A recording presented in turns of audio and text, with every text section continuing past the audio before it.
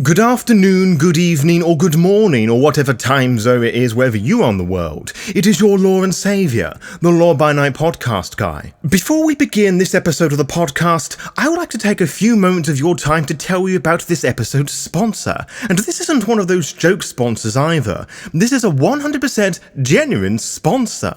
This episode is sponsored by Angry Hamster Publishing, a Netherlands-based TTRPG company. As of this episode's airing, their latest game, Witch's Fated Souls 2nd Edition, is going through their Kickstarter.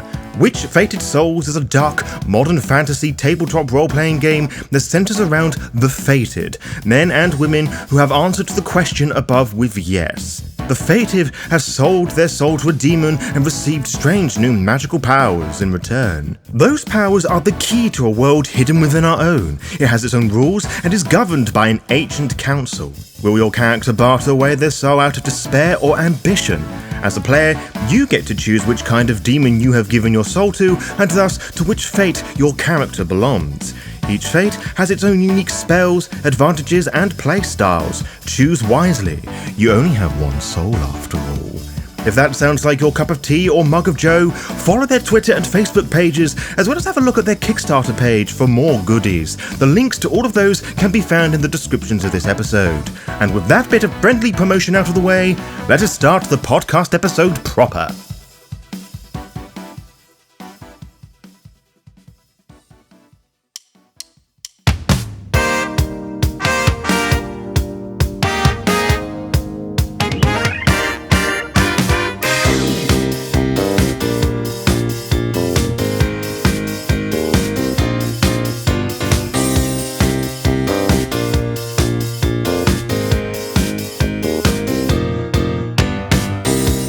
If you're new in town or just new to this actual play thing, you're tuning in to Law by Night Productions. Together, alongside a culturally diverse and queer cast, Law by Night Productions aims to bring fun actual plays varying in mood, tone, and wholesome chillaxed fun with none of the pretentious professional bollocks. In this episode, you're listening to The Devil Made Me Do It, the one-shot from the Witch Fated Souls 2nd Edition Quickstart. This actual play contains themes of dark personal horror, excessively bad language, and violence throughout. Listener discretion is advised. And with that out of the way, are we sitting comfortably? Good. Then let's begin.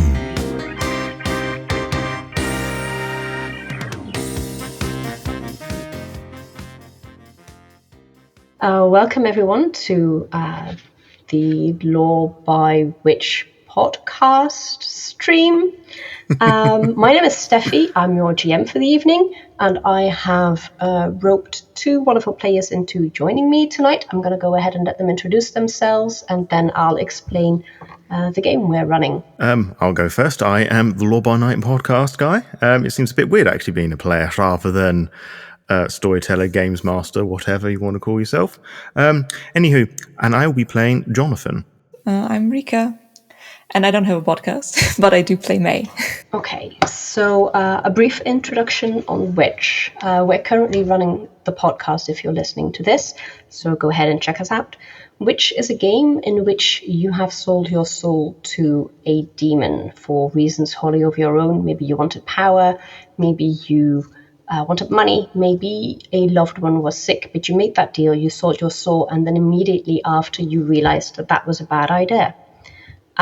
So then you have to try to get back out of it, which requires magic, which requires more demon deals. So now you're stuck, not unlike student loans.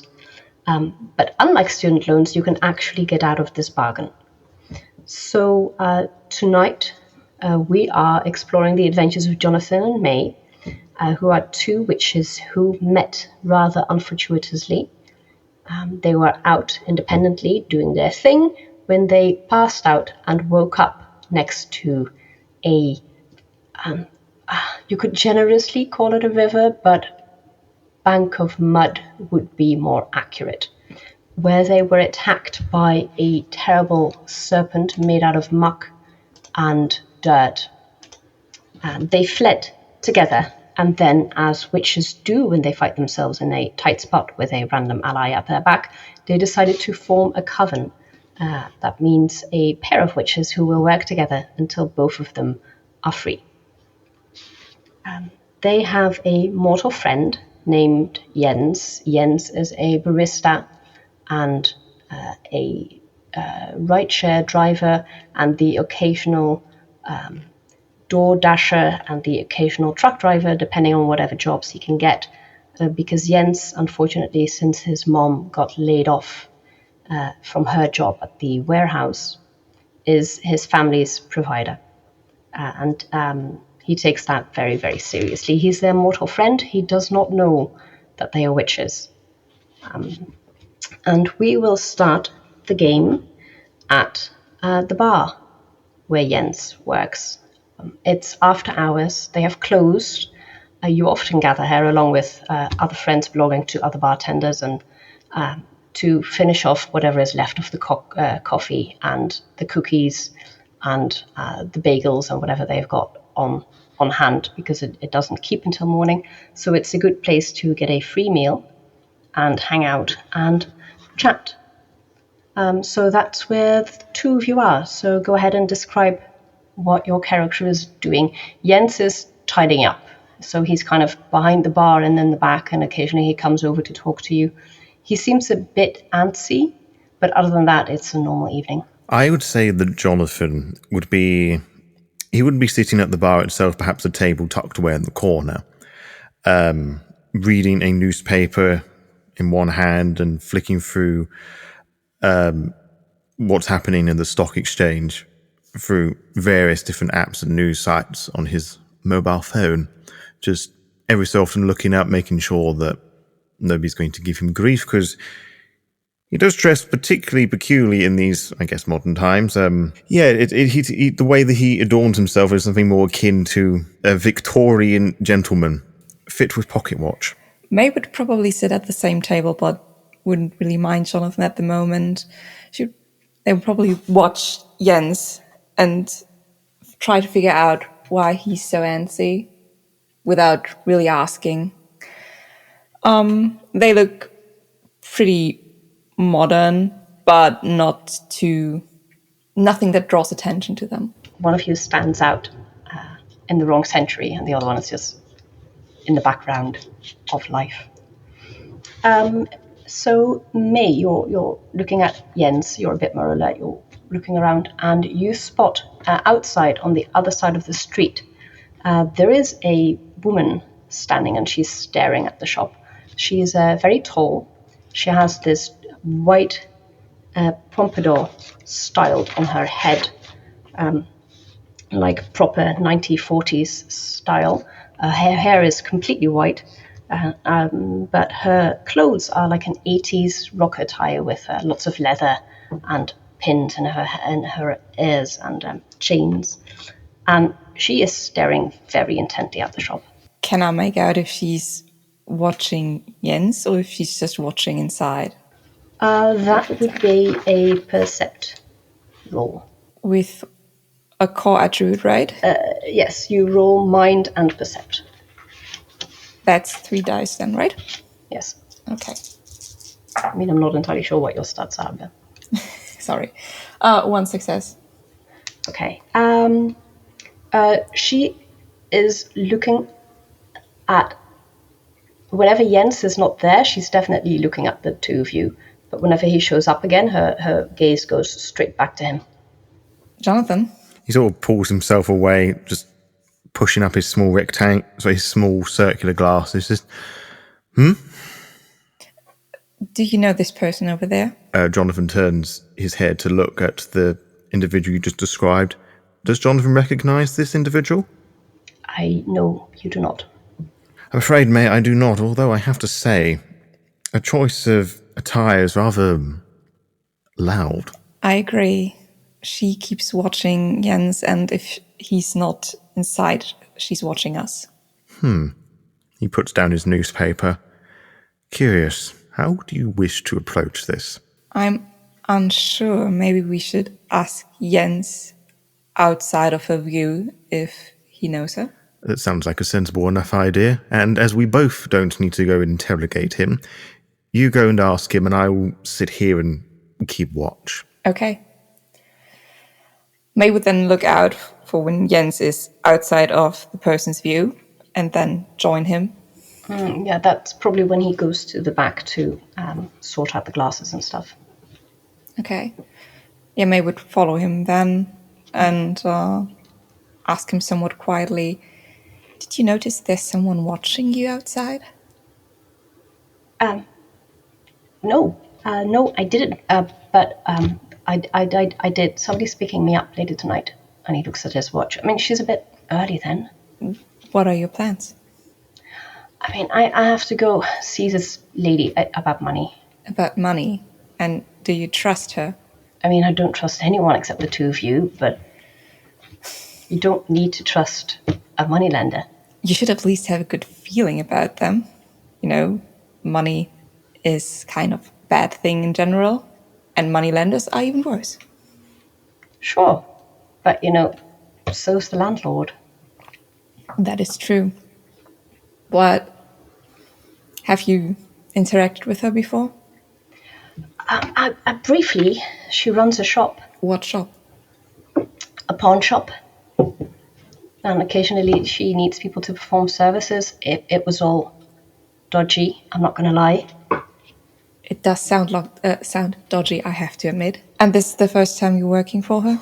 Yes. What's the name of the pawn shop? Mrs. Decker's. Does that ring any bells to May? You can roll, let me see, a spirit plus understand, and you can add your contacts. 2 successes. Yeah, you have heard of Mrs. Decker's pawn shop. It's run by an old lady. The girl outside is definitely not an old lady. And she has a bit of a mean reputation, but fair. Like, she underpays people, but she doesn't underpay them by more than you would expect from a pawn shop owner. Do you need help with this situation, Jens? I mean, no, I've got it.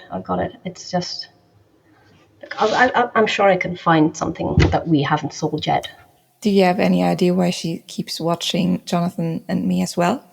No, I don't. You never talked about us to her? No, why would I? I don't know. No, I just went to the shop to pawn off her watch. And she didn't want it, but she said to come back and see if there was anything else that we could arrange to. Okay, if anything weird happens, you do have our numbers, right? Yes, I do, and I will call. But I should probably go out there if she's waiting. Do you want me to accompany you? Nah, it'll be fine. I mean, it's an old woman. What can she do? She didn't really look old. Okay. I'll go see then, because it was definitely an old woman. She's like 80. Okay, I'll follow behind and you can scream if you need me. Okay. So Jens walks out and he does drop by the table and he waves at Jonathan. He's like, oh, I think May said my ride might be here, so... but yeah, just stay.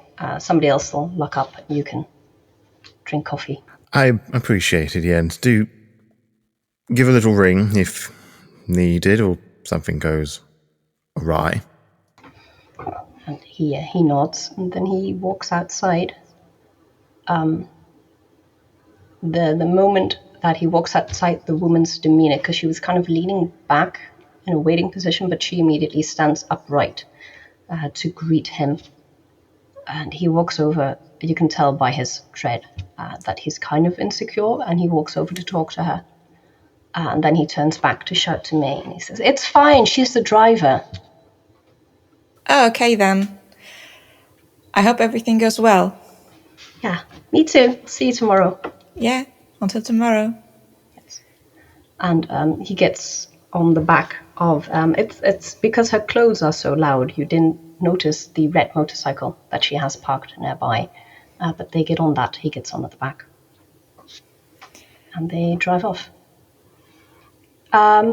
Make a percept roll again. Either of you, as long as you're watching the lady. Okay. Jonathan was, so I think he would do that. Now remind me what I have to do and what am I looking for? You are rolling mind and percept, and you are looking for any occult effects.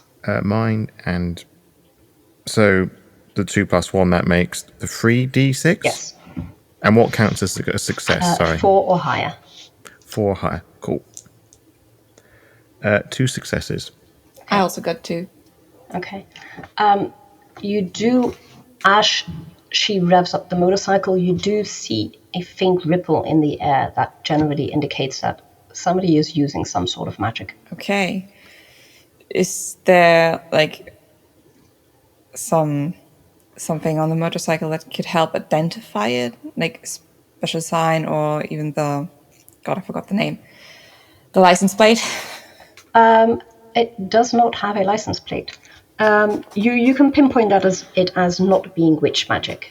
But other than that, you have trouble pinpointing what it is then, just that it's not what you do. Okay. And then they drive off. Jack, you wanted to say? I was going to say, so it drives off normally across the road and we can see it disappear. It doesn't like drive, makes this ripple and then disappears into the ether. It drives normally, but you do notice that you have problems tracking it as it goes. Okay. Your eye keeps wandering everywhere. You have to actively focus on the motorcycle. May would walk over to Jonathan again. Did you see that?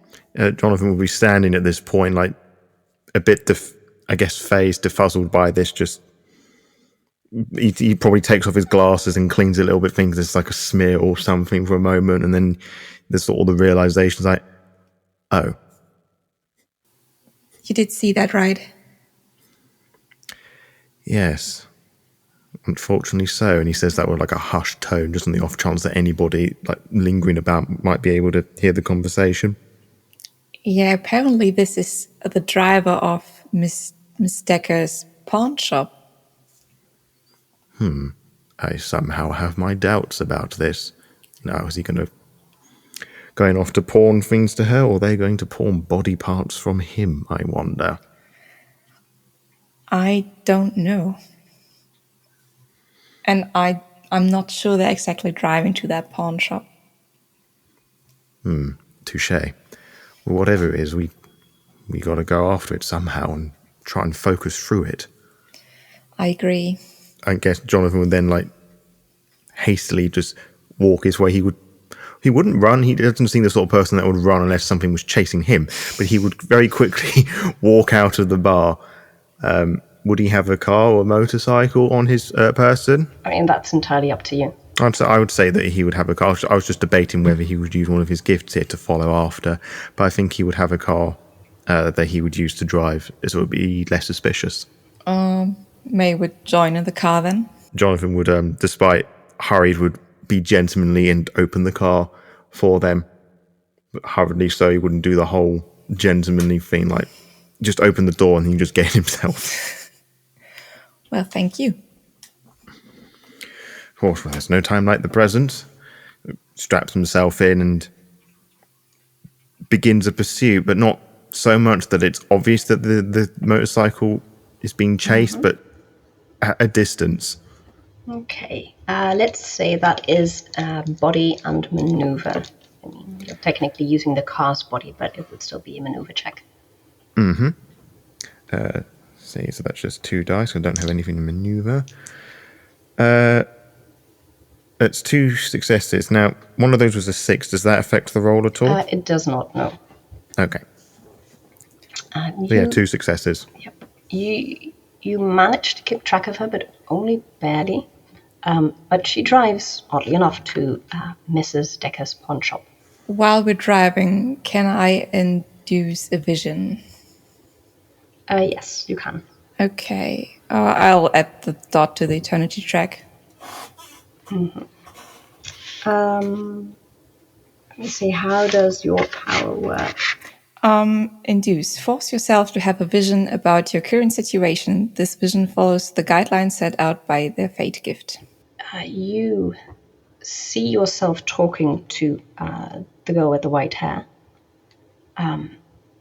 In your vision, Jens, as you know him, does not exist. Okay. You can sense that loss inside of you, that there's a hole where he should be. As Jonathan is sort of pulling up, probably adjacent to the pawn shop on the other side of the road, he sort of parks and he noticed, I guess, May would be putting like some sort of face, or I don't know, the eyes would roll back or whatever, and he would turn to her, sorry, to them, and just say, "Is everything quite all right? Are you having a moment?" In the vision, I'm oblivious to what happens around me, right? Yes. So But unfortunately, Jonathan would know, you would recognize the rolled back eyes. Okay. Right. Can I talk to this girl in this vision? I mean, that's tricky because that outcome is too close ahead, which means that there are too many threats you would have to pull to change it in the vision. Okay. Is she talking? She's talking. You can't fully understand her because memories keep falling out of her mouth. Is there anything else I can do in this vision, or? No, not in the vision. You would have to Okay. come back out. So, Jonathan, while May has their vision, what you see, because you did have trouble keeping up with the motorcycle, like you could see it, but you had problems gaining on it. And you see them get off. You do see the girl quickly glance at your direction, and then she ushers him into the shop, and the door closes behind him. And she her entire body language just screams that she is very much torn between getting the hell out of here or staying and waiting to see what it is you want. When I see that May comes to, he'll turn to them and says, "Well, this individual knows that we followed them, and they seem torn to uphold their duty or to see what we're doing. So we're clearly a threat to them." Yeah. They're going to do something to Jens, I think. Well, that's not so much of a surprise here. What sort of thing, May? Pulling him out of existence like he is now. Oh, well, that sounds interesting. Well, I suggest we shouldn't dawdle any further. And he sort of undoes his seatbelt and adjusts his coat and jacket, straightens his tie. Let's go and confront this individual. And he just sort of slides out of the car, having no idea what to expect, being told that someone's essentially going to be deleted from existence. You get out of the car, you start walking towards the shop. The girl with the white hair deliberately moves to the other side of the motorcycle. She's keeping the motorcycle in between you. And she raises her arms and she's like, "I am just the driver." All right, so she's not in the shop yet. No, she stayed outside, but she did send Jens in. If Jonathan's probably going to, with hand in his pocket, just sort of walk across and said, "You may be the driver, but you clearly know that what's happening." Yes, and my apologies. Apologies?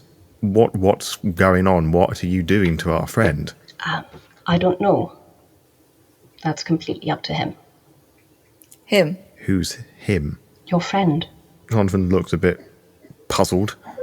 Sort of this half-riddled approach to answering the questions. What?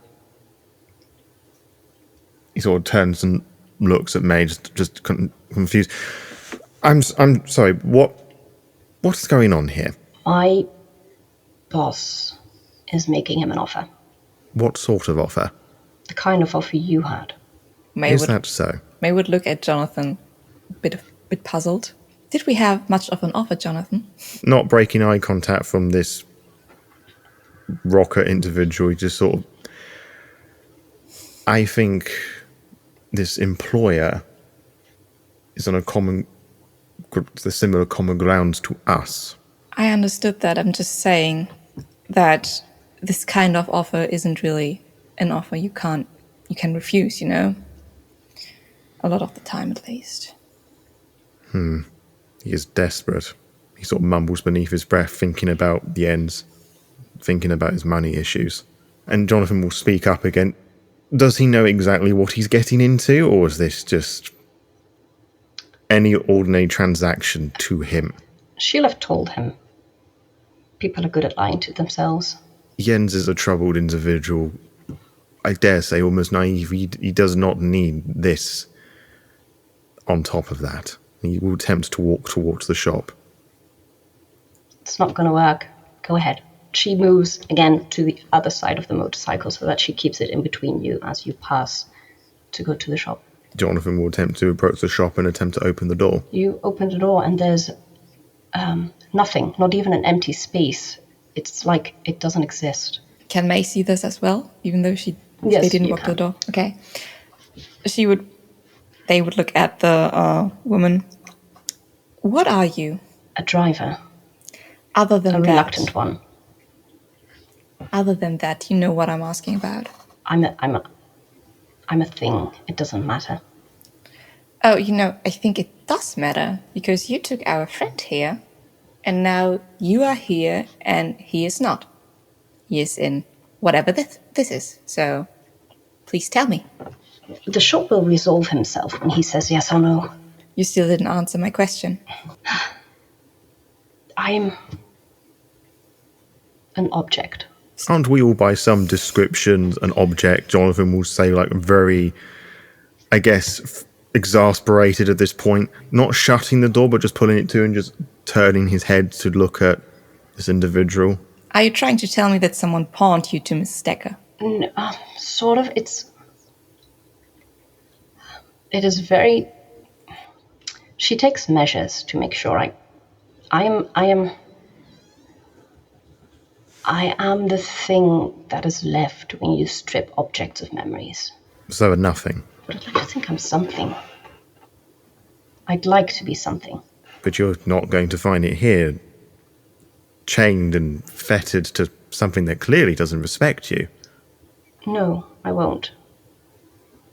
And yet you're here. I did say I was a reluctant driver. You could... Well, perhaps you could help us out, retrieve our friend, find your freedom, and find whatever it is that you're looking for in life, whatever that means to you. I can't actively act against orders. My orders were to bring your friend here. Which you succeeded. Yes, and the door will return to normal once he either accepts or doesn't. It's completely up to him, but I know she wouldn't make the offer unless she was fairly sure of the answer. Could May maybe think about what this person might be with the hints she dropped? Yes, you absolutely can.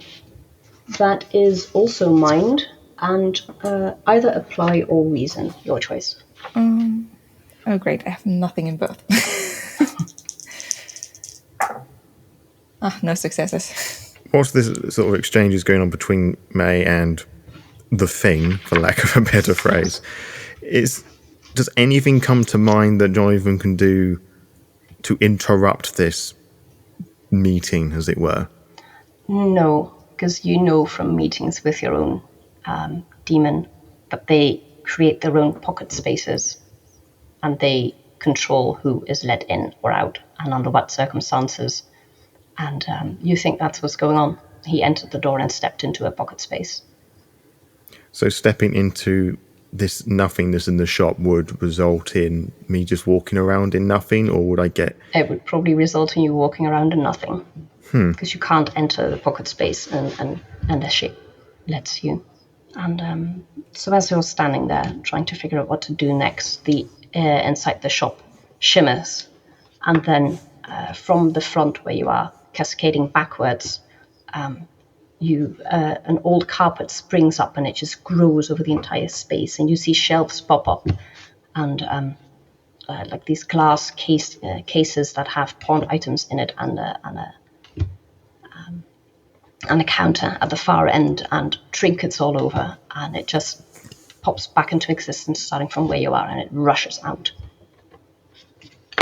And you see Jens standing in the middle of the shop. He's the only one you see. Jonathan will just probably hearing and potentially seeing all this happening. The door was ajar, so he probably heard bits of it going on. Maybe he would open the door and just poke his head through. He's like, "Jens, is everything all right?" And his face just falls, and he starts crying. May would rush past Jonathan, go into the shop, and just ask him, did you say yes?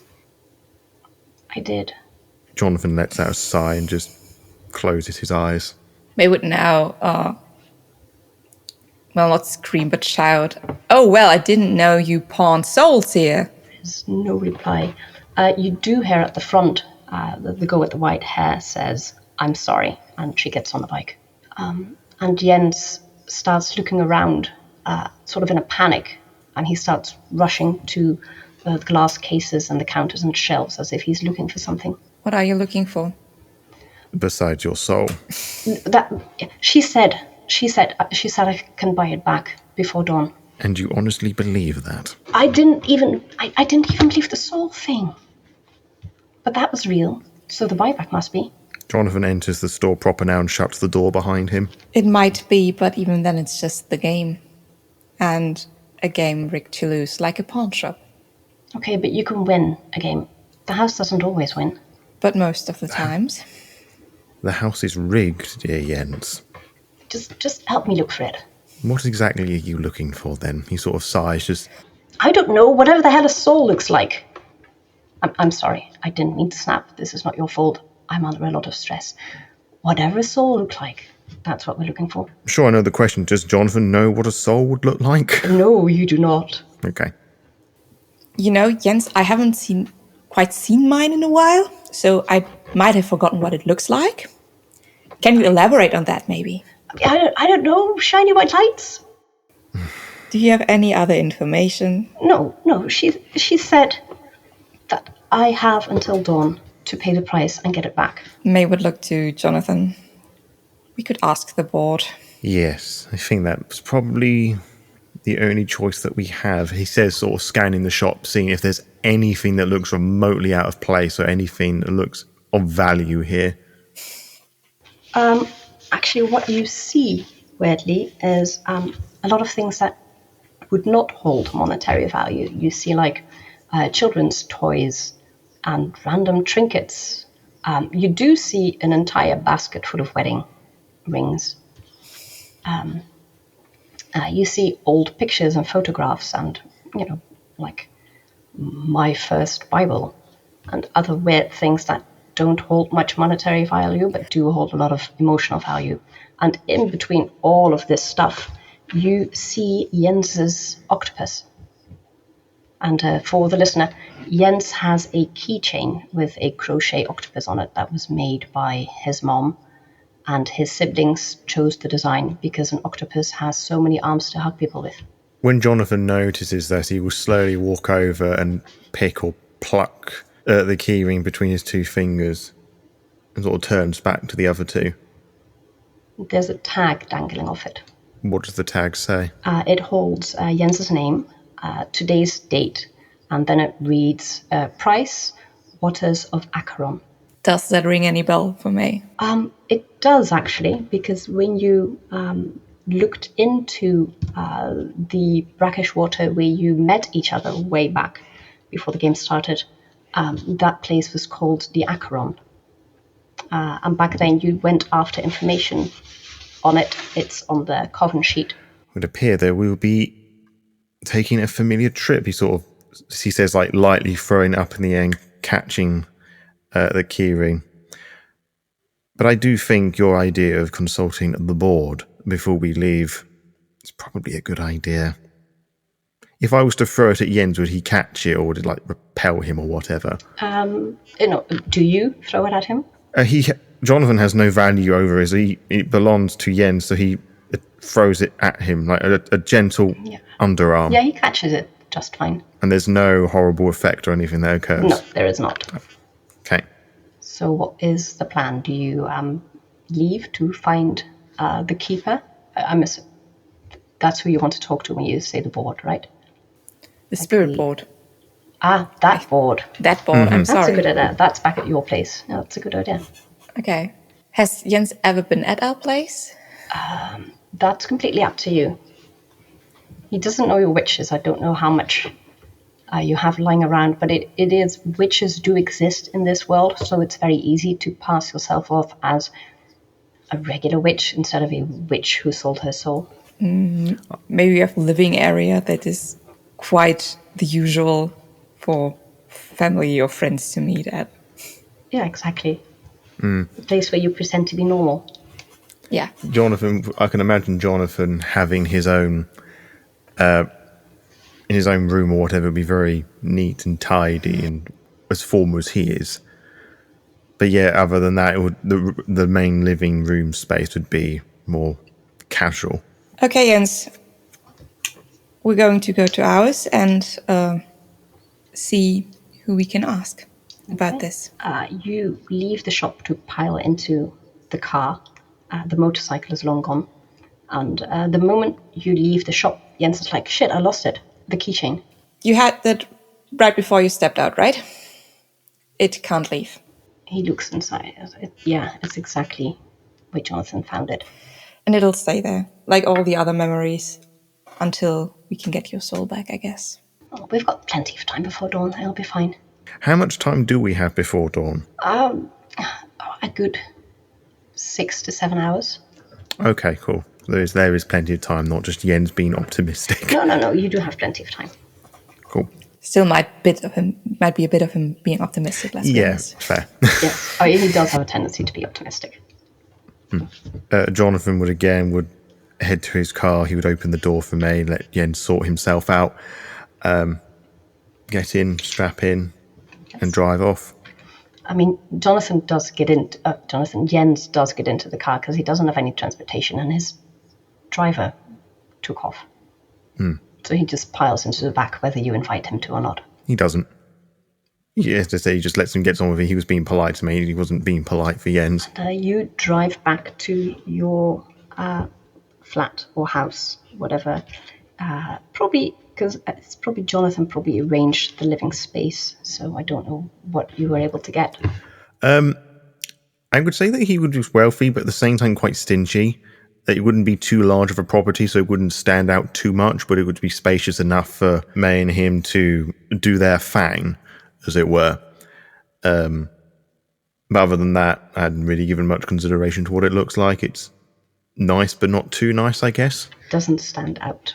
And you go inside into the nice and normal living room. Jonathan, as reluctant as he wants to, is trying to be somewhat of a good host and know that Jens has gone through a lot. You'd offer him a drink. Tea? Coffee? Tea, yes, please. May, if you can get Jens seated, make him feel at home, not too cozy. Do you want to have anything? Tea? Coffee? I think I'll need a coffee to make it through the night, I guess. Thank you. Yes, me too. Extra sugars, he sort of mumbles to himself as he heads off into the kitchen and contemplates his life decisions. Again. When May hears that, they would shout after Jonathan, "Extra caffeine, please, please." Will do. And then, since May was supposed to get Jens seated, she just points at the sofa or something and says, "Sit." Okay. He sits at the edge of the sofa, looking very awkward and out of place. May would then go to the most boring-looking, I don't know, closet or something they have in the room and open it. And in there's probably a lot of magic-looking stuff. And among that, the spirit board, which May gets out. The spirit board is very happy to see you. I mean, it tries to talk to the rosemary and the basil that you also keep in the cupboard, but they're not very good conversationalists. I'm sorry it's so quiet in there. I mean, you could leave it out in the living room, where everyone could admire how pretty it is. Oh, we've got a guest. Yes. So you should let the guest admire how pretty I am. Oh, he will. He will admire a lot tonight, actually. But sure. And May would put the spirit bone down on the table. Okay. It looks shinier than you remember it being. Like the lacquer is completely polished. I see you got out your best coat for the guest. It looks very pleased with itself. How does Jens react to all this? I mean, Jens just sold his soul to a demon. He's feeling very flexible right now. That's fair. And also in terms of the promise of silence that witches are supposed to keep, he no longer counts as a mortal right now. That is true. So, Jonathan, you return with the tea and the coffee. Yeah, imagine you have a little tray. It's more than 2 cups. You just place them on the table. He pushes the one with the extra coffee towards May, and Jonathan has an excessive number of amount of sugar he takes himself and leaves the remaining one for Jens. May would just instantly down the coffee, all of it. Jonathan's somewhat of a gentleman. He takes little sips. I mean, Jens probably drinks all of the tea without even realizing how hot it is. Jonathan, I imagine it'd be like an armchair that Jonathan sort of be leaning back and like crossing a leg over, just looking up, just thinking as if he's in thought, and then eventually, just to break the silence, he will just say, Jens, do you know exactly what you've done tonight?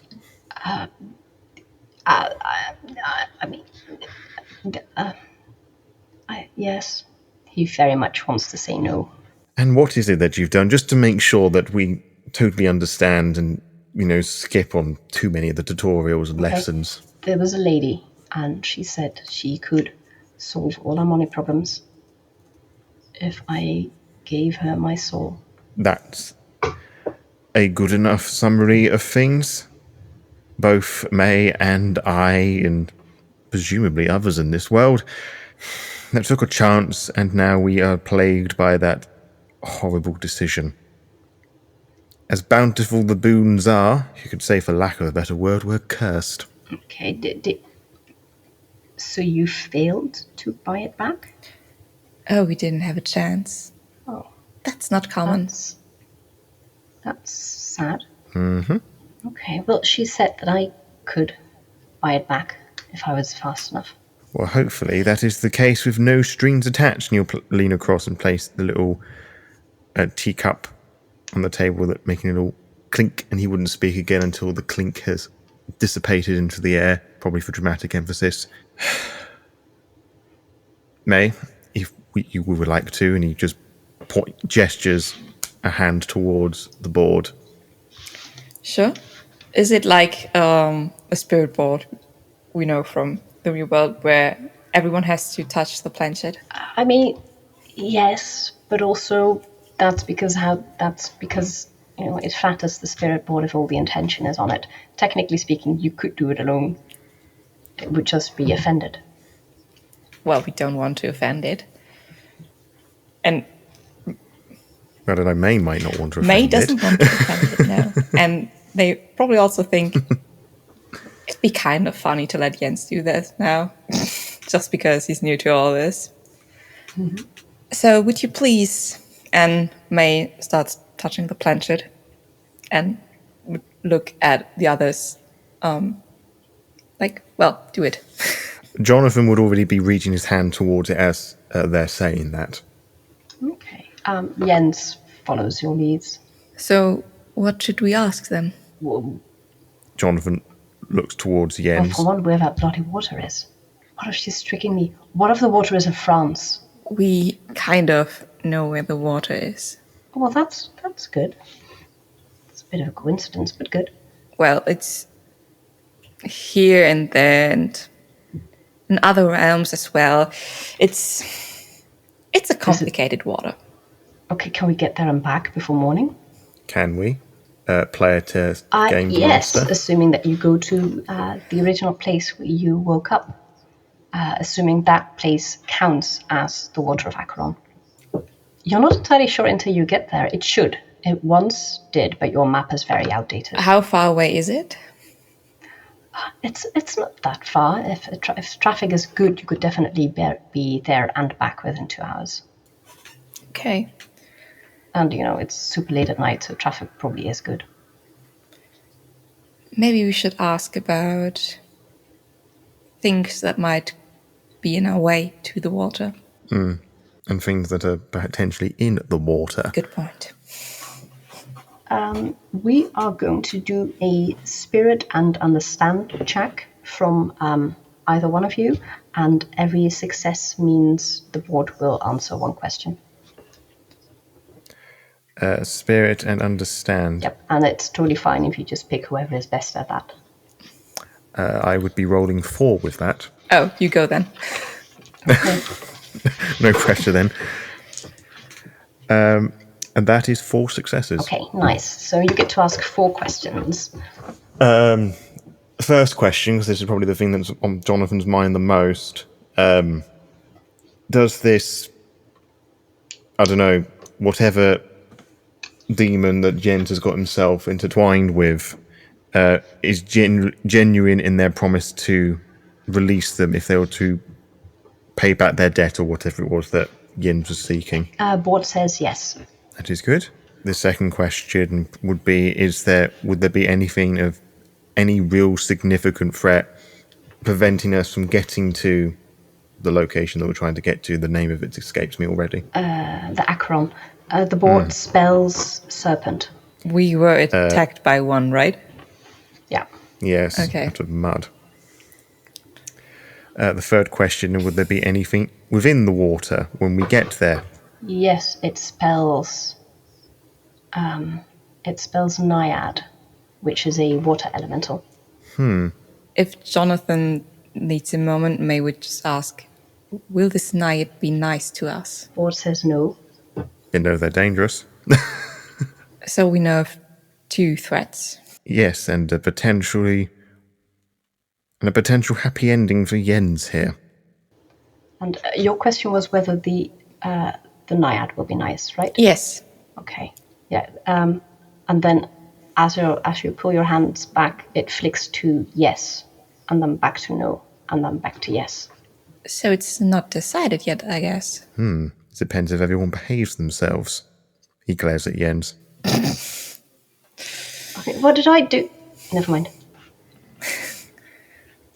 You have entered a particularly dangerous and strange world, and unfortunately we don't have the luxury of educating you. I just don't want you to say or do anything that may jeopardize your fate. Okay. Or your life. I'll let you Or do ours. the talk. I'll let you do the talking. Good. I mean, I can be quiet, Did like a this... mouse. Did Like a this... very quiet mouse. Really? Did this person tell you you can do this or that now with magic? I can what? Can you use magic? Do you know that? I mean, that's a first. Okay. That's good. That means you can't use it, which means you can't put any one of us into danger. Or he can use it and, the demon just neglected to tell him. Oh, yeah. He can probably use it, but he doesn't know how to. Yeah, because he traded his soul for money and not for knowledge. That is true. But he can't try to save us then. And fail horribly. I mean, sometimes... Not knowingly. Yeah, sometimes these things trigger under emotional duress. That is true. Jonathan would sigh, just the lack of knowledge. Not that he's particularly knowledgeable himself, but the lack of knowledge from Jens is frustrating. It's like, yes, for lack of a better word, you are a witch, as am I, as is May, and each of us can do things. And as he says that, I would like to activate, mutate, and just make my hair and interesting sideburns purple. I mean, you can, but every time you do magic, you advance your eternity track. And what does that mean and do? So magic is free to use. It always works. You don't have to roll for it. The trick is that because you tap into when you made the deal with the demon, it took your soul and it put like part of its demonic essence in the place so that you wouldn't die. And that demonic essence allows you to do magic, which is completely free of charge, except every time you use it, you disrupt reality. And if you do it too often, reality breaks. Unless, of course, you find a way to get rid of all the accumulated disruptants. Incidentally, demons can do that for you. They can eat it. All you have to do is ask. Of course. So maybe I won't make my hair purple and turn it back again. It seems a very unnecessary use of it. Yes, it's generally not used in party tricks. Fair enough. Isn't there also the possibility that something bad happens instead? Yes, there is. You can instead of advancing your eternity track, say that something bad happens and just let fate resolve it. Yes, thank you for bringing that to my attention. So in that case, Jonathan will just stand again, adjust and tidy himself up from sitting down. Shall we go and dance with a serpent? Okay, but what kind of magic can I do?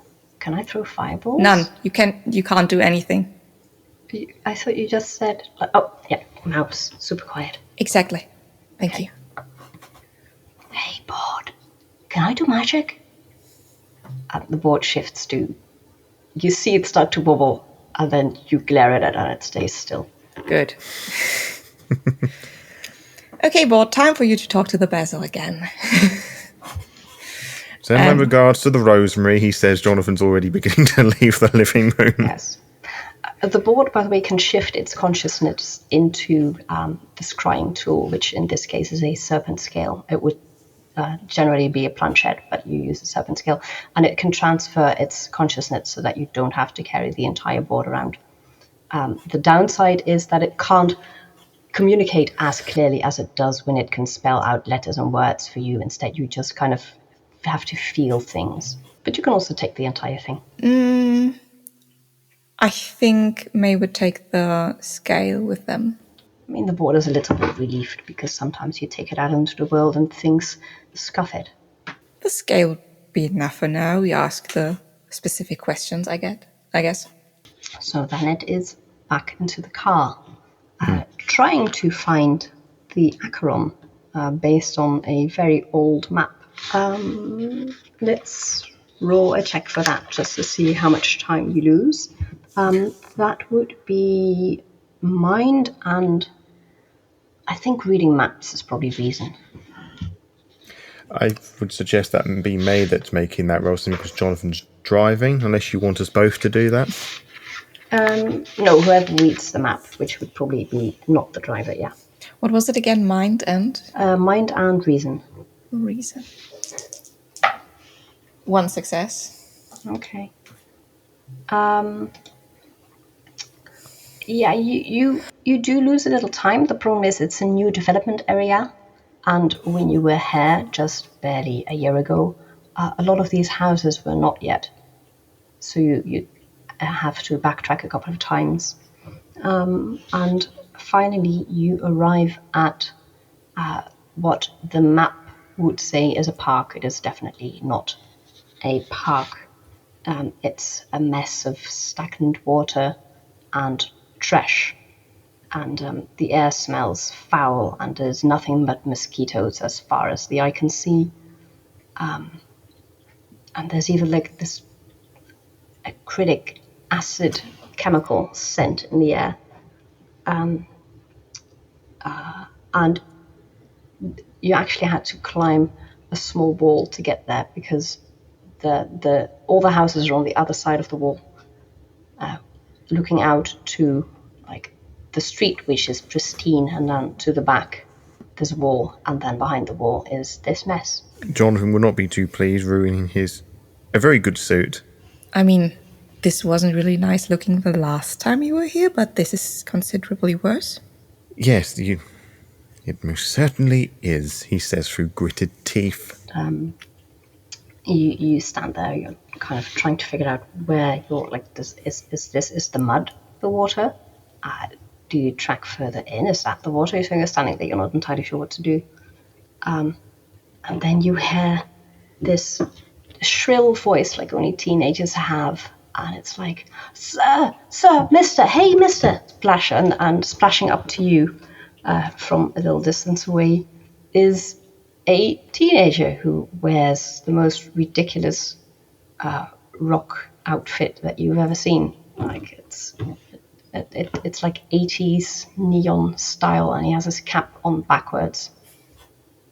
And his shoes are covered in mud, but you can still see that they are so big and covered in all of these special things that he glued to it. It looks amazingly cool and very unpractical and also very ridiculous. Is there any sort of roll or check I can make to see whether this is an actual humanoid teenager? Yes, that is mind and percept. That is 3 for me. 2 successes. Okay, this is a human. Yeah, no spirit would dress up like this. Okay, I'm even more confused now. Thinking the last encounter we had with an 80s outfit wearing person. Is he tall or rather small? He is tall in the way that teenagers are when they haven't grown into their limbs yet. When he's saying Mr. Mister, is he referring to Jonathan or Jens? You're not entirely sure. Jonathan, I guess, sort of raises an eyebrow, his hands in his pocket, trying to be comfortable in this situation, failing miserably. Good evening. And he runs up to you. He's like, hey, mister. And then he just sinks into the water. Because he was running up to you, splashing through this mud. How much does he sink in? Like, yeah, he's gone. Gone. Yep. Oh, well. Jonathan, a bit aback, sort of gingerly bends forward and squeamishly puts his hand in the mud. Is it particularly deep, or can I feel the person? Roll a body and overcome. You wouldn't. So that's just 2 because I don't have overcome. I think May would do the same. Okay. That's 1 success. Okay, Jens also tries to do the same because he's like, the dude fell into the water. 2 successes. Okay.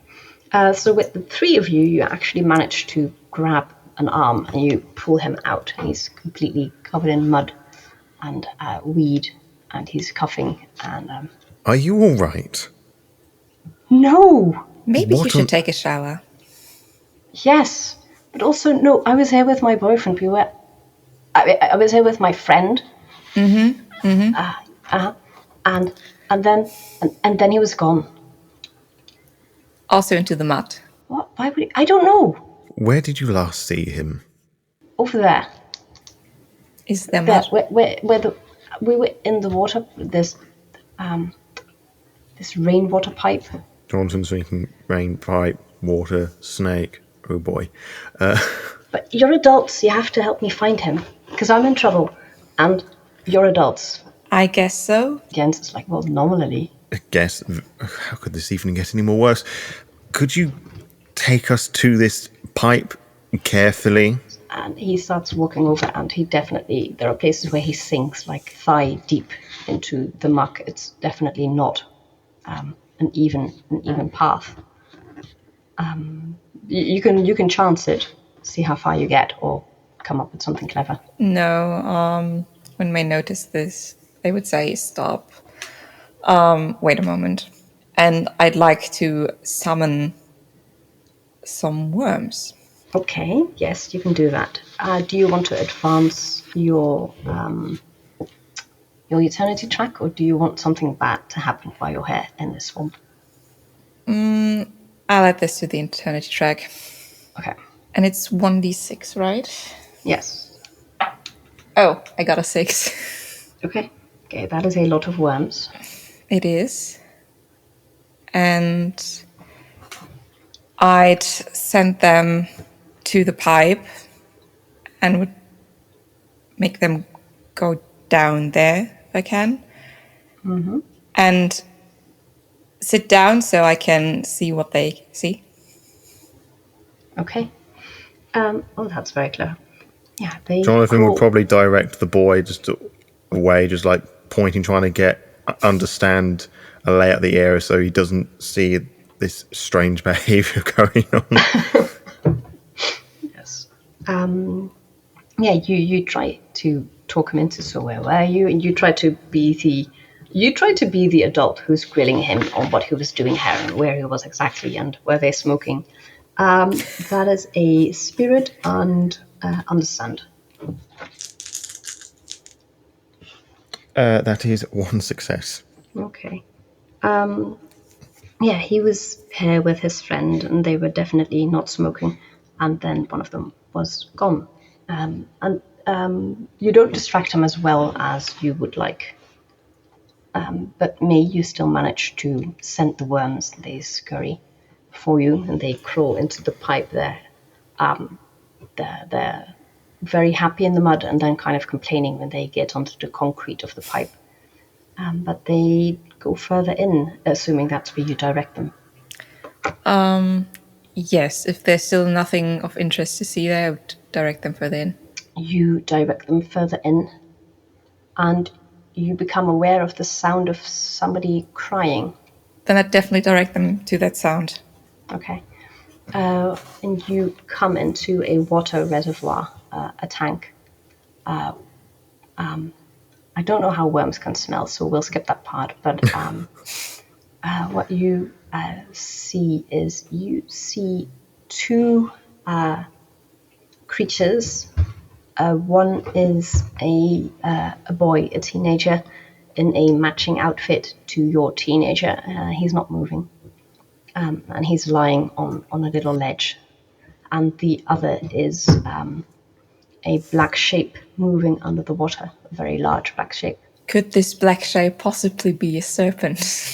Yeah, it looks serpentine for sure. Okay.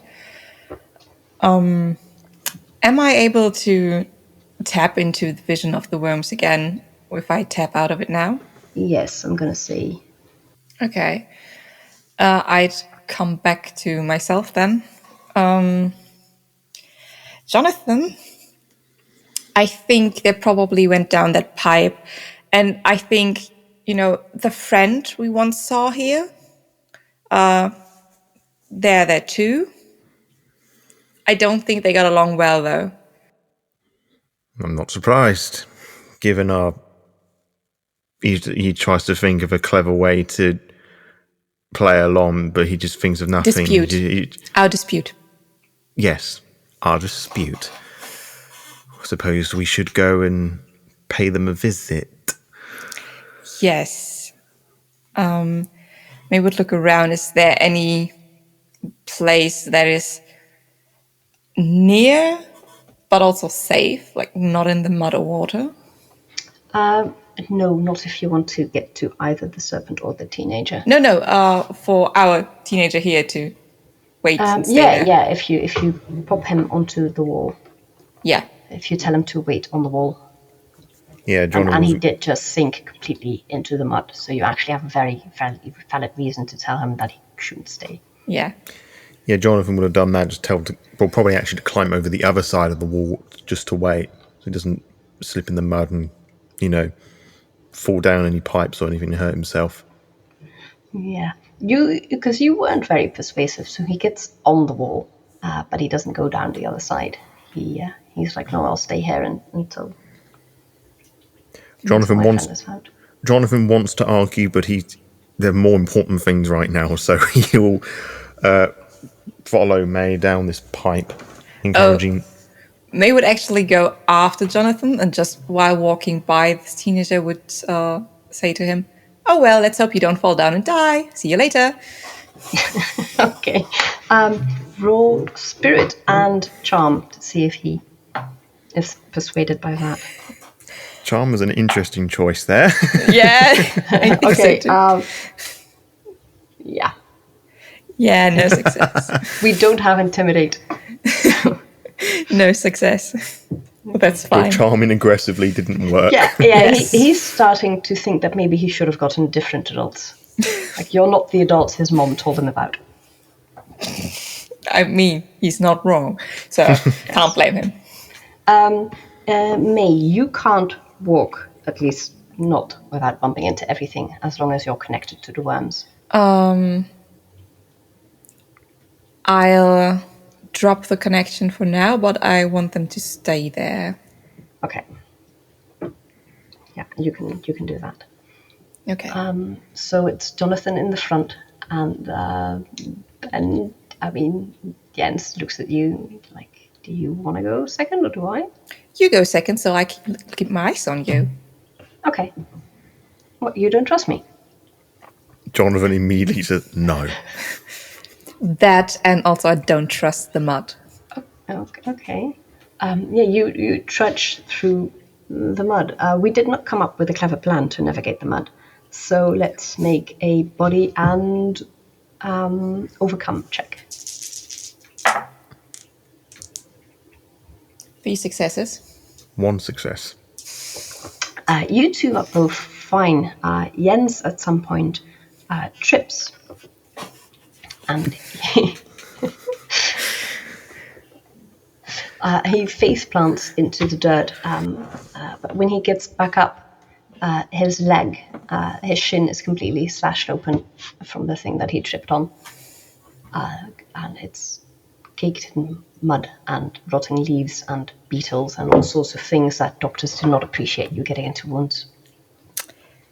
See, I told you it's better if you go second. Does May have any, I don't know, tissues with them or anything, so they can at least attempt to clean the wound somewhat? I mean, do they? That's completely up to you.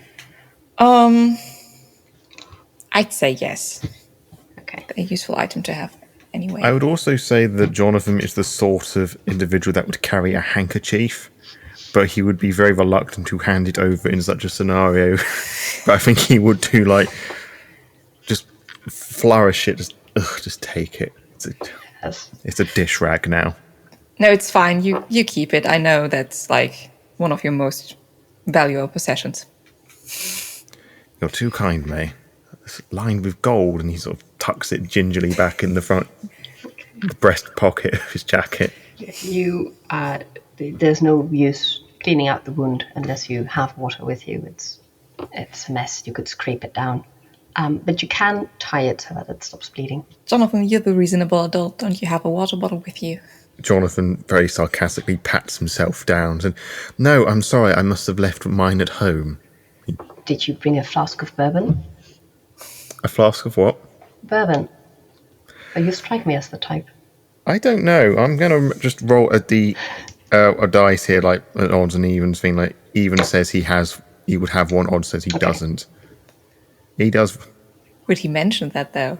I think he would, because he is reluctantly trying to help it out, and he would sigh, roll his eyes, and he would offer the bottle and make the relevant medical suggestion, which I'm saying because I, the person, do not. Yes. Yeah, the moment you show the bottle, Jens is like, I don't think you should, maybe we shouldn't clean it with alcohol. It's disinfecting, somewhat. I mean, it's bleeding. It's practically disinfected already. Yeah, and is this something you're not telling us? I mean, no, I have a low pain threshold, okay? Is there a roll I can do to see how truthful he's being? He's being truthful. You don't have to roll for that. He does not want to pour alcohol onto his wound. Jens, do you want to die? No. A sepsis is pretty lethal in the end. Okay, let's just do it then. Jonathan would hand the bottle to May.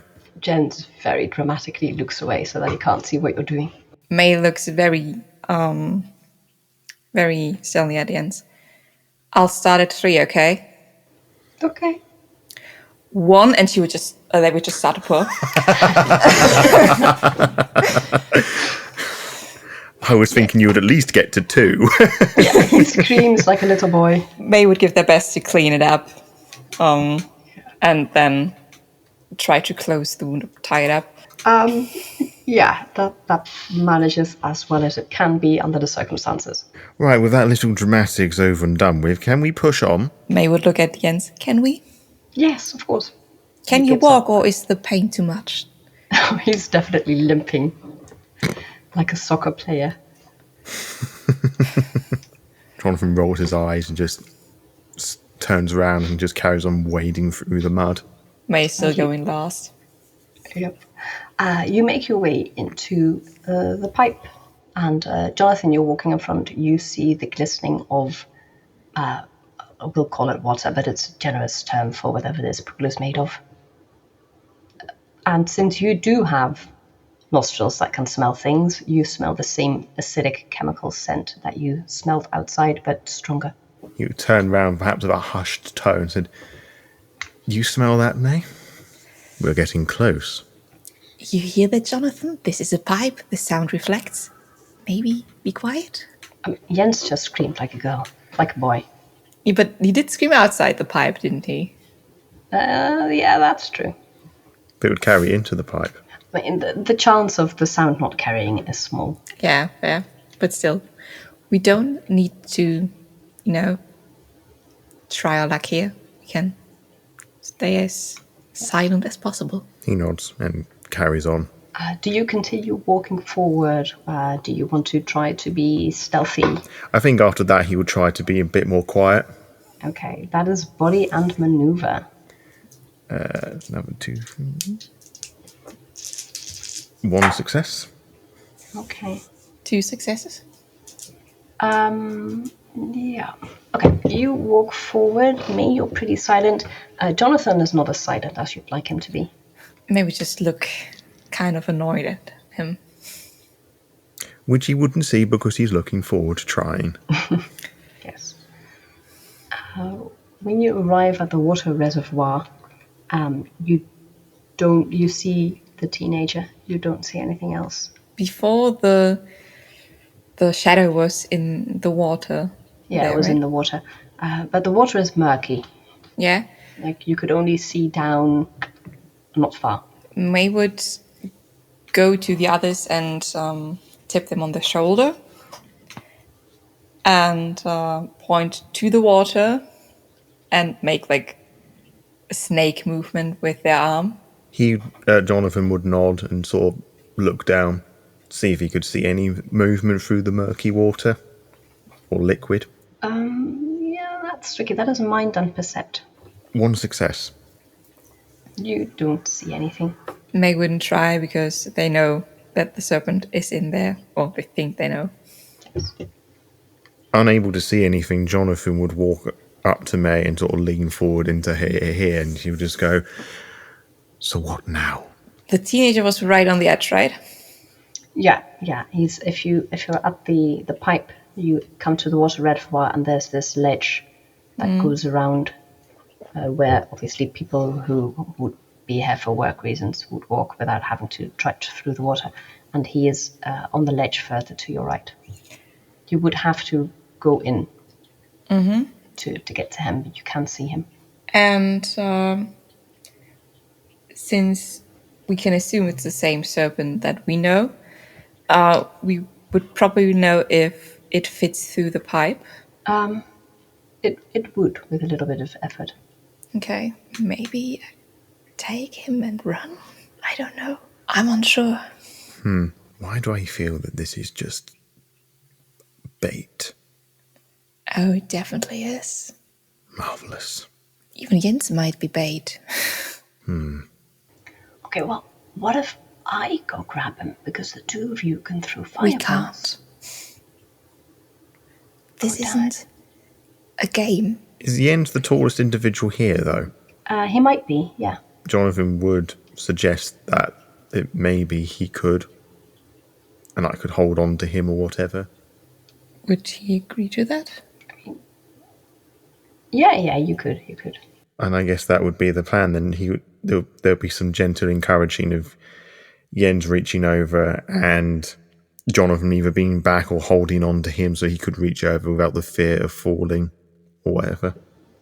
Yeah, so he reaches over, you hold on to his shoulders so that he doesn't fall over. And he's trying to get to the teenager, like his fingers are on the shoelaces and he's trying to. And as you're there, the water bursts up as this very large black goo snake rises from the water and moves to crash down on Jens in an effort to get him under the water.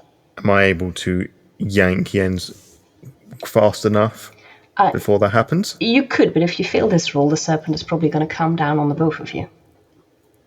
Well, we're sort of stuck between a rock and a hard place. I either do that and get trapped, or I don't do that and get trapped and lose Jens. Yeah, you could sacrifice Jens. Or you can try to pull him back, and if that fails, the serpent is going to crash on the both of you. I'd at least like to try. Okay, go ahead. That is a body, and technically speaking, it's overcome. Oh dear, this is not a good roll for me at all. No. 2 successes? Let me check. Yes, that is enough. You pull Jens back, and the serpent crashes down on empty space. Does Yen manage to grab the teen as well? Or is that too... No, that's on the other side of the serpent. You could have Fair pushed enough. Jens and he would have been with the teenager. True. But don't trust Jens on his own when he doesn't know what he can do, so... Yep. My worms are still there, right? Yes, they are. I'd like to use skin crawl. Mm-hmm. And I don't want to add to my eternity track. Okay. And, yep, that works. You want him to burrow under the serpent's skin. Yes. You do that, and as you do that under the dirt, you catch a brief glimpse of bright orange scales. Underneath me? No, underneath the mud. Oh. That is the serpent. Okay. And the scale we have is also orange? No, the scale you have is black. Oh. Oh. You were the only one who saw that, by the way. And they start to attack. Jonathan, what do you want to do?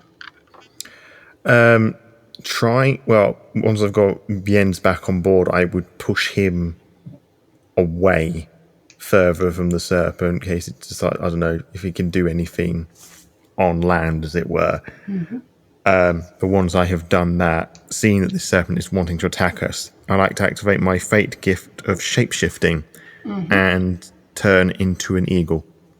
Okay. Do you want to advance your eternity track, or do you want to have things get worse?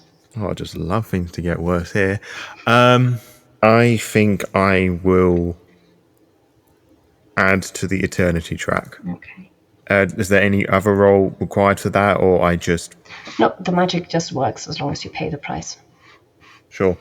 So yeah, I push Jens out of the way, and as he collides to the ground or wherever the surface that we're walking on, I am taking the form of an eagle, and my goal is I'm going to fly as high as I can and just swoop around and see if there's like some sort of weak point I could just fly and dig talons at, like an eye or something. Okay.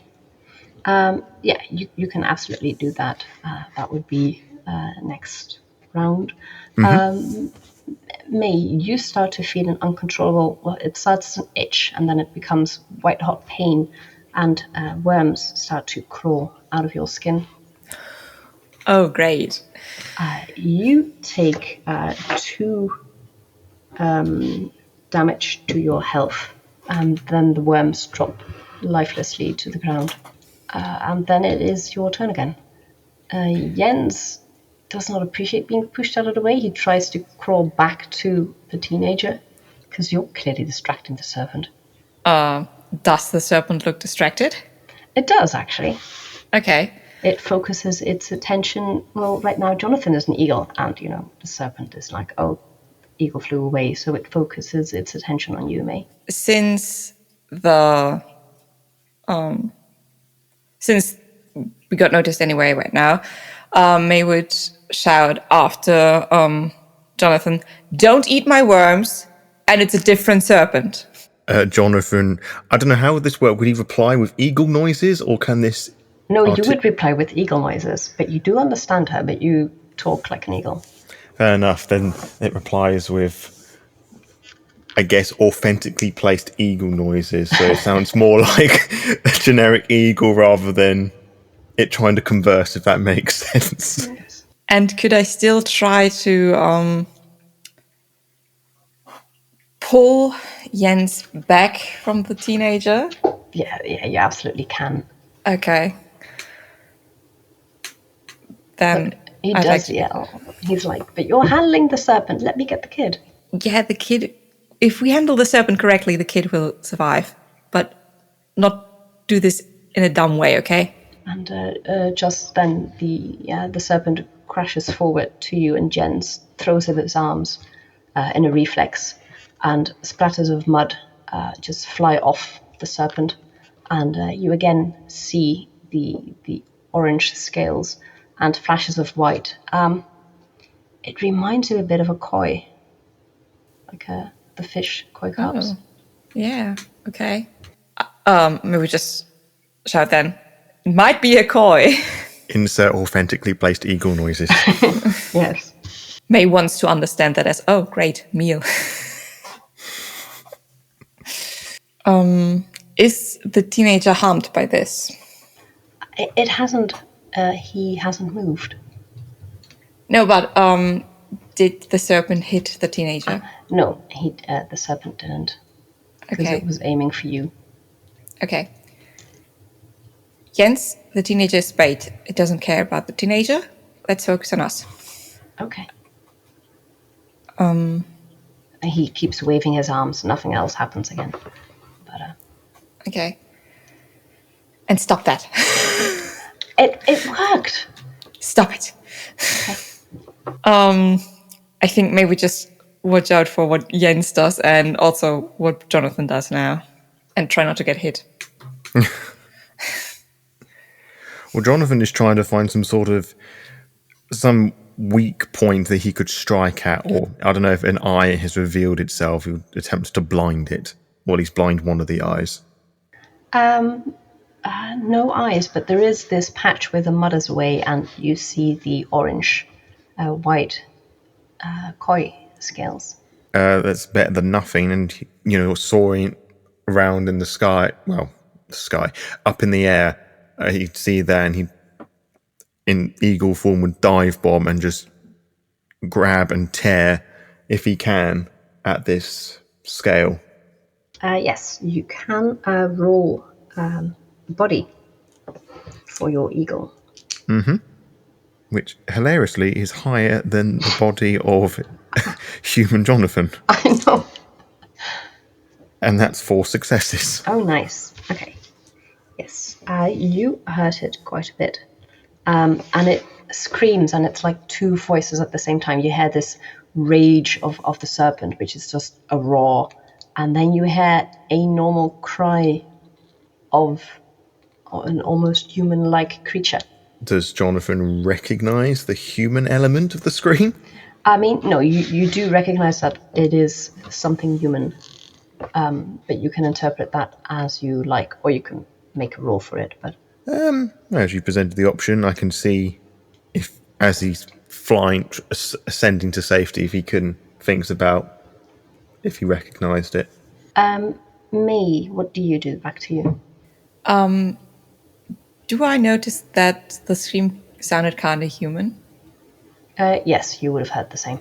I'd argue since May, as us here, is probably used to trying to interpret things, they would then scream, "Jonathan, it's a decoy! We have to get out of here!" Confused, authentically placed eagle noises. Does the koi serpent look like it's trying to hit us now, or is it focused on Jonathan? I mean, Jonathan heard it pretty bad. It's focusing on Jonathan. Okay. Jens, we're getting the teenager and then we're out here. Okay, so now I go get the teenager? We go. Okay. I think he would, once he feels safe and ready and the thing's calmed down a bit, calmed down, he would fly down and strike at the decoy. Okay. Again. The decoy koi. Yes, go ahead. Strike at the decoy koi. That's 3 successes. Okay. Yes, that also hits. Okay. It is moving much more sluggishly than it did before. It seems injured.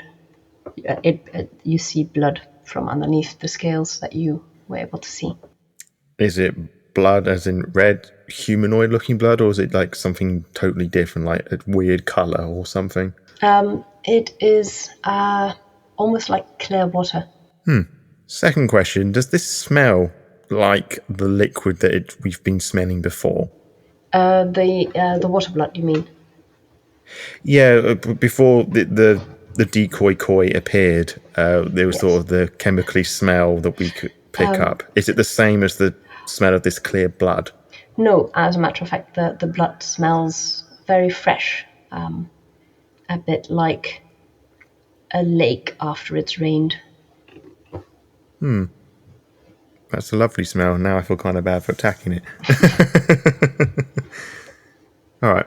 Well, Jonathan wouldn't give a shit, I guess. Okay, so Jens and May are trying to reach the teenager. Jens does the thing where he throws out his arms again, and the teenager very abruptly scoots over to you like 3 entire inches. Stop that. But it's working! Stop it. Okay. Magic always comes with a price, and you will pay it sooner or later. Stop it. Oh, he stops completely. He looks very worried. Good. Now, let's get them. Okay.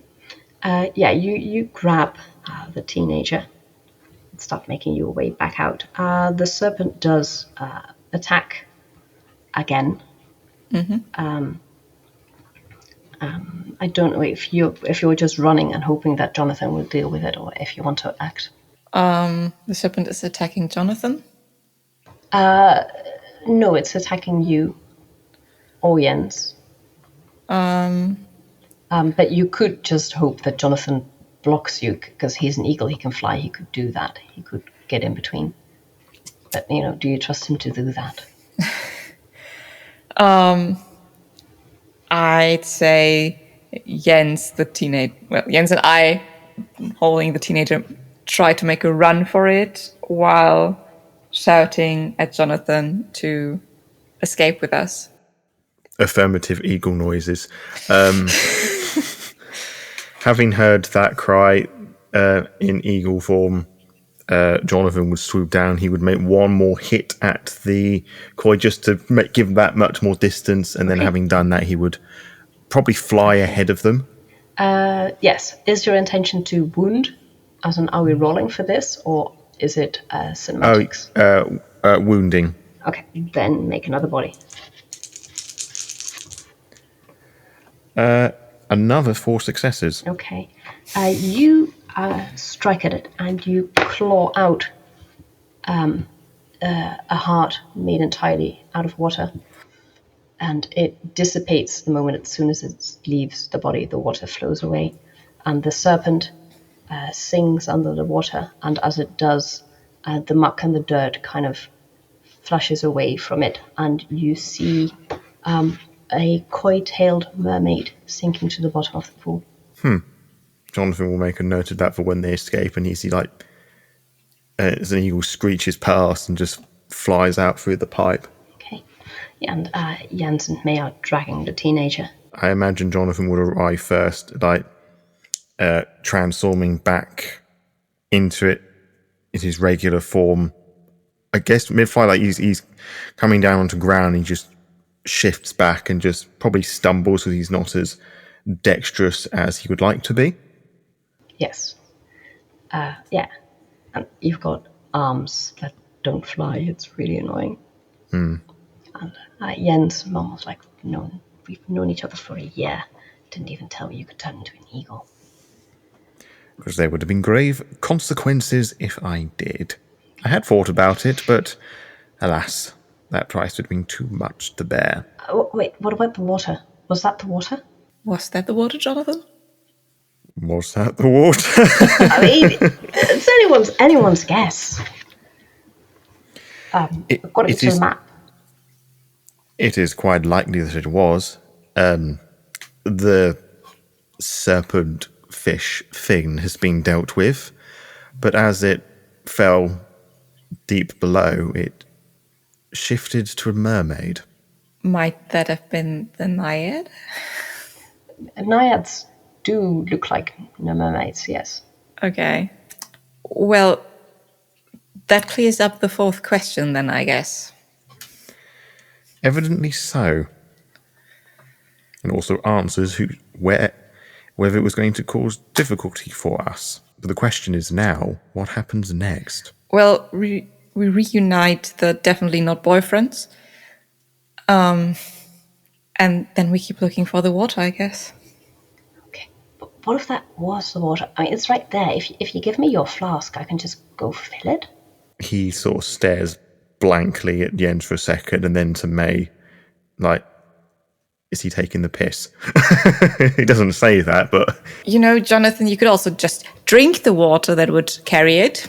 He's sort of not liking this tone, having just saved her bacon, takes off the lid, stares at her, downs a bit of it, pours the rest of it on the ground, and then practically shoves the bottle at Jens.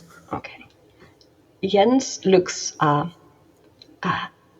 like he feels he should be feeling guilty that he's not prioritizing the boy over getting the water, but he's still gonna. So he rushes back in to get it, and he just said, like, I hope there's not a real decoy koi. I mean, never mind. Quiet as a mouse. Jonathan is watching Jens like a hawk, or should I say an eagle? It's like an eagle. He fills the water, the bourbon bottle without incident. The teenager, meanwhile, begins to stir. Everything's all right. You've had a bit of a fall. There was a mermaid, dude. They have been smoking. I knew it. Yeah, I did think they smelled a bit herbal. No, that's illegal. I know. Come on. Your friend is worried about you. Oh, okay. And unlike Jens, he is actually quiet as a mouse while you take him back to his boyfriend. Jens is coming with us again, right? Yes. So Jens, this is quiet. I mean, yeah, but he's a teenager. He's just... Psst. Oh, thank you. Jens is quiet. Yeah, hey, Jonathan. He breaks the quiet. Jonathan, did you see that I can move things with my mind? You can't. You definitely can't. I mean, okay, I can move them with my hands. No, you can't. Did you smoke as well? God. I didn't know that was that kind of bar you work at, Jens. Oh, yeah. And he looks at the teenager. Oh, yeah. I mean, I can move things with my hands, you know, like by touching them. Like people do that.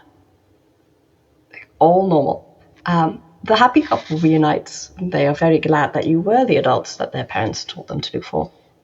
And they make off. Yes. They make off, totally. Trying to, you hear them talk about how they're going to explain that one of them is completely covered in mud. Is there I'm glad someone here is happy. Is there any way to test if this is the water we were looking for?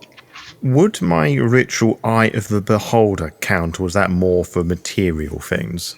No, that would work. Then I would like to try and employ that. Presumably you go home for that because it is a ritual in the ritual sense of the word. There will be, depending on how Jonathan does it, there's chanting and candles and incense and herbs. And Yes, Jonathan would relay this information in his very gentlemanly manner. I almost think that he would address this ritual more like a ye old's probably the wrong word, like a stereotypical science experiment sort of approach. Oh, that's perfect, yes. And keeping up with his Victorian persona, it has these giant glass goblets that pour into each other, and there's a lot of sizzling and a lot of equipment that makes you go, that doesn't connect to anything, Jonathan. And probably there's probably at least one or two flasks that's just like spurting like dry ice or something just to make it look like it's doing something. Yes. So yeah, that would be the plan of action to return back home and conduct this experiment / ritual. Do you want to advance your eternity track for that? I think I will, because given the importance of this, I don't particularly want something to go wrong. So is that another one? Mm-hmm. Cool. But the ritual confirms that this is the water that you're looking for. It's polluted, but assuming it counts, like it would do for purposes of bargaining. Yes. So is there a role that one has to do for that, or does it... No, magic always works as long as you're willing to do one or the other. Have things get worse or advance the eternity track. Presumably you tell the others that this is the correct water. Or you leave Jens hanging and like, oh, I'm so sorry, all of that. No. Jonathan would relay as much as the relevant information that he could. Okay. Probably a bit too much as well, because he's feeling quite proud and smug. Yes. Well, I'm sure they can, filter it themselves. Shall we bring you back to the pawn shop then, or how are you going to give them the water, Jens? I mean, yes, pawn shop makes sense. Okay. We will accompany you just in case things turn sour. Okay. Can I prepare my potion before we go? Yes, you can. Do I need to decide on if I want to further my eternity track or not now, or? I mean, yes, you can postpone the decision until you Okay. use the potion, but it would be you do have to pay for it. Okay, I just want to know if I have to pay for it now or only when I use it. No, I would say when you use it, because then at least interesting things happen when things get Okay. worse. So you travel back to the shop in Jonathan's formerly pristine car, which is now covered by the mud of people who crawled into it. And you arrive back at the pawn shop, which is still lit as if it's expecting customers. And you see the girl with the white hair out in front, leaning against her motorcycle. Were you expecting us, he says, Jonathan, having seen the individual there and getting out the car? I mean, I was hoping you wouldn't return. Not that I want you to die, I just meant I was hoping you would Fail. not make it. Yes. Is she still on distancing herself to us with the motorcycle, or? No, right now she is standing in front of the motorcycle, so on your end. And if we get closer, does she stay there or not? She does, for now, yeah.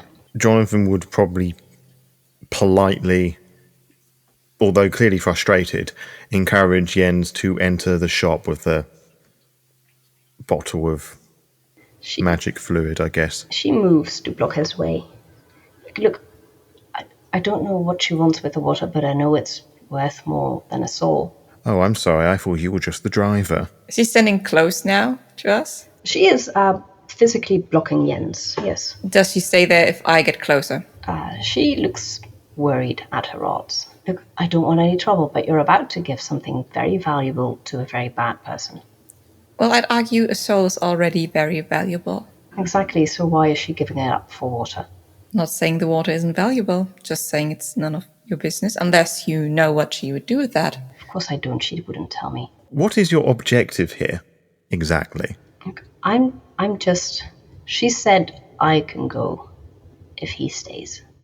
And while all this talking happens, they would, move their hands behind the back, like a listening stance or something, but actually open the potion. Look, it's been 100 years and I didn't choose this and he did. It's interesting because I offered you a chance to at least consider, I can't act against her. I'm sure if you had a strong enough will. Okay, sure, you will yourself free. Go ahead. Is she focused on Jonathan now? Yeah, she's focused on Jonathan. I want to throw the insides of the potion at her. Okay. Throwing the potion is a body and maneuver check. 2 successes. Okay. That hits her, so go ahead and describe what that does. Potion, deprivation. Smearing this potion on another makes them feel unclean. They are obsessed with self-grooming for the next scene and barely able to concentrate on anything else. Okay. She starts trying to scrape it off her. Jens looks at the two of you because he has an opening to sneak past her now. He isn't sure if he should. Like, Jonathan will just sort of look at him as like confused and baffled, like, what are you doing? And he sort of like gestures towards the door, and it's just... Jens rushes in. Can we follow him in? Yes, you can. Well, Jonathan would be following him in because partly for his own safety and partly because he doesn't quite trust him on his own with all of this, so... May would also follow. Okay. You hear the girl outside scream like, "No, you're doing exactly what she wants. I'll get this stuff off me." And you enter the shop. The door closes behind you, and you feel the shimmer of magic in the air as you enter the pocket with the three of you. And behind the counter is a old lady. She's not 80, but like you would give her a solid 50. Her grey hair is up in elaborate curls atop of her head. She's very tall and statuesque, well dressed, but not excessively so. She looks like a rich grandma. And she is like, Jens, my favorite customer. Jonathan probably subconsciously puts his hand on Jens's shoulder, feeling a bit more protective now. May would stay at a distance, but watch everything very closely. Okay. Well, Mrs. Decker looks at the two of you. She begins with this big smile and it drops. You have nothing to sell. We do not, but we you could say we are the legal team. Fine terms of the bargain. Do you have my water? Jonathan gestures to Jens. Jens scuttles forward and places the flask on the counter. And the woman doesn't bother to check it. She just smiles very broadly and opens her hand, and the keychain is lying in it. Jens looks back at the two of you. It's like, are we sure? Is Jonathan certain that this is genuine? Even though he did look at there was the answer from the board earlier on, but you can never be too sure. Yes, this is definitely the same keychain.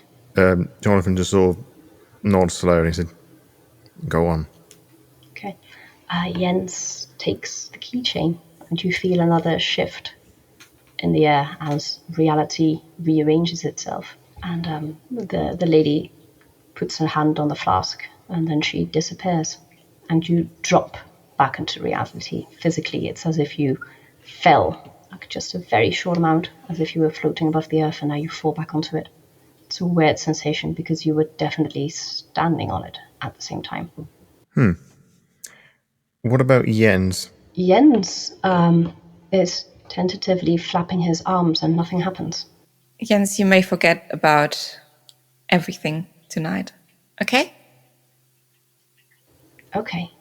Everything you saw, everything you heard, everything you experienced. I won't tell anyone. Promise? I promise, and I don't break my promises. I know I'm clumsy, but I don't break promises. For your sake and ours, we hope you don't. I won't. You can trust me with this. You can't trust me with me, but you can trust me with this. Jonathan nods and feels that he's being truthful. Let's hope we didn't doom this realm for your soul, then. Yeah, we should research that. Yeah, Jonathan and I should. Oh, yeah. Yes. Jonathan sighs. I mean, at least books are clean. Nice and boring. You don't have to rub it in that his car is dirty. Well, that does present an interesting question. With all that money that you have, maybe you can, afford to have it cleaned for me. A wonderful suggestion, Jens. Thank you ever so much. He sort of pats him on the shoulder and begins to leave the shop. Yeah, I can do that. When Jonathan is outside, May would whisper to Jens, "You can also clean it yourself very, very thoroughly. Maybe that'll be enough and it's cheaper." No, I'll just... He gets out his phone to get his payout. God damn it, the money is gone. That was kind of what I expected. You did trade your soul for the money. You got your soul back, so... So, I have nothing and she has the water that we risked our lives for. Yes. God damn it. Because you said yes in the first place. You should have said no. Okay. I will never make this mistake again. Okay, good. Jonathan, I'm going to clean your car. Marvellous. Just the answer I was looking for, and he smiles. Probably the first time all evening. Jens actually gets behind the wheel because he's going to drive you home and then he's going to drive the car to the car wash. Will there be a car wash open at this time? Jens is very good at finding things. Trouble, but also other things. There's also probably one of this self-cleaning car thingies where you can just use the things yourself. They open at night, usually. Jonathan is probably very reluctant at this, but, this is kind of, I guess, a mess that he dug himself into. Wasn't expecting it to happen now, but... Okay. And yeah, you go home, and he drives off with your car.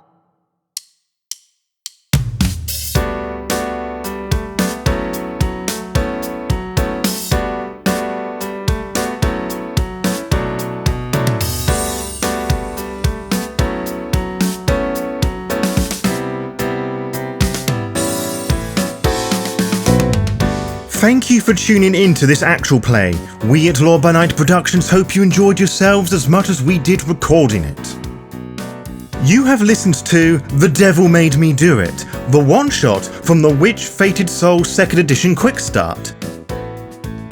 Our stunning cast for this episode were Rica as May, the Lore by Night podcast guy as Jonathan, and Steffie de Vaan, developer of Witch Fated Souls and author of this one-shot's Quickstart, as your Game Master and NPCs. You can support our beautiful cast by following them on their various social media pages. Rica can be found at Rikimon on Twitter and Instagram. Steffie can be found at 100 Fiends I Love, all one word, 100 being the number, on Twitter. And to be kept updated on all things Lore by Night, follow the Lore by Night VTM Twitter and Instagram pages to find out when we upload each episode. You can also find out by subscribing to the YouTube channel and clicking on the little bell, as you'll be immediately notified when the latest episode is live. Until next time, farewell.